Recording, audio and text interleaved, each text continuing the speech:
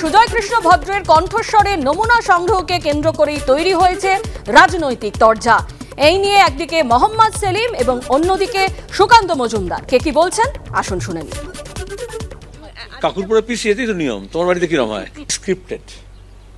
S for SSK যেমন set Sukhlal কল্যাণ হাসপাতাল, সেরকম এস ফর স্ক্রিপ্ট।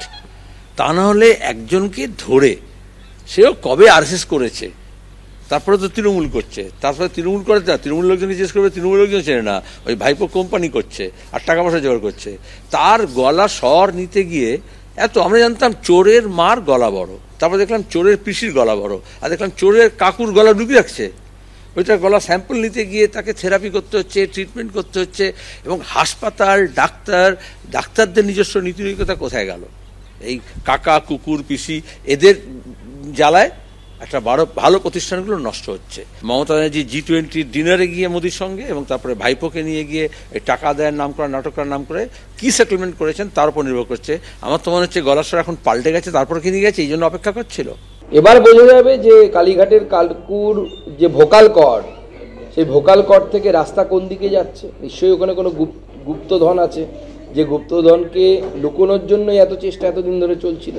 সেই গুপ্তধন এবার সবার সামনে আসবে, মুক্ত হবে। সুজয় কৃষ্ণ যদি ভদ্র বা কালীঘাটের কাকু তিনি যদি মুখ খুলে দেন, তাহলে পরে উনি যে বসের কথা বলছেন, যে বসকে ধরা যায় না, ছোঁয়া যায় না, কেউ ফোনে ধরতে পারে না, সেই বস অবধি তদন্তকারী সংস্থা পৌঁছে যাবে। এর আগে কেন্দ্রীয় এজেন্সি সম্পর্কে কি বলেছিলেন সুজয় কৃষ্ণ ভদ্র, শোনাবো আপনাদের। আমার যে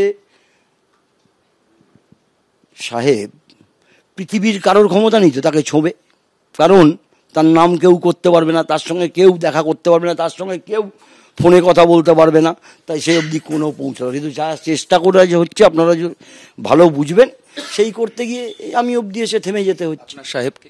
আমার সাহেব অভিষেক ব্যানার্জি। আপনি কি করেন? ওনার অফিসে চাকরি করি। ওনার অফিসে কতদিন ধরে আছেন?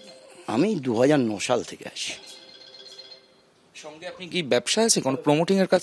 আমি না না, শুধু চাকরি করেন অভিষেক ব্যানার্জি। নিয়োগ দুর্নীতির যে অভিযোগ, এখানে কোনো টাকা পয়সা আপনার কাছে জমা পড়েছে? কেন পড়বে আমার কাছে টাকা? আমি কে? আমি যদি এত চাকরি করাতে পারতাম, আমার মেয়ের না হোক, আমার দাদার মেয়ে যার জেনুইন নিড আছে, বিয়ে হয়নি, MA BEd পাস, টেট পরীক্ষা দিয়েছে, তার একটা চাকরি করতাম না আমার যদি এত ক্ষমতা থাকতো? এই নিয়োগ দুর্নীতি মামলায় কালীঘাটের কাকুর নাম ঠিক কিভাবে, কোথা থেকে উঠে এলো, রাখবো এই মুহূর্তে আপনাদের সামনে।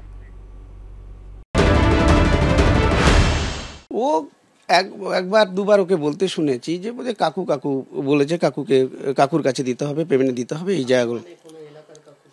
কোন কাকু আমি জানতাম না, হতেই পারে। তো ওই জায়গাগুলোতেই তো সেই বলতো কালীঘাটের কাকুর কাছে যেতে হবে। হ্যাঁ, কালীঘাটের কাকুর কাছে যেতে হবে। তো যে কাকুর কাছে, তো কাকুটা কে, আদৌ কে, সেই জায়গা আমি কোনোদিন জানি না।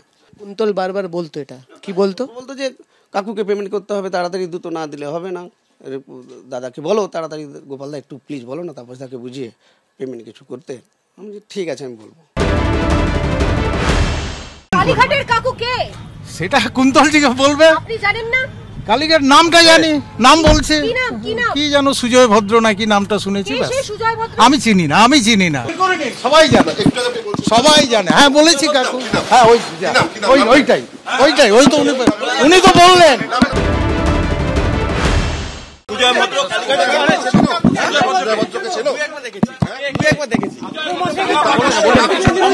কাকু হচ্ছে আমার বাবার ভাই, কাকু হচ্ছে আমার বাবার ভাই। কালীঘাটে এখন চিনি না, না না না না না,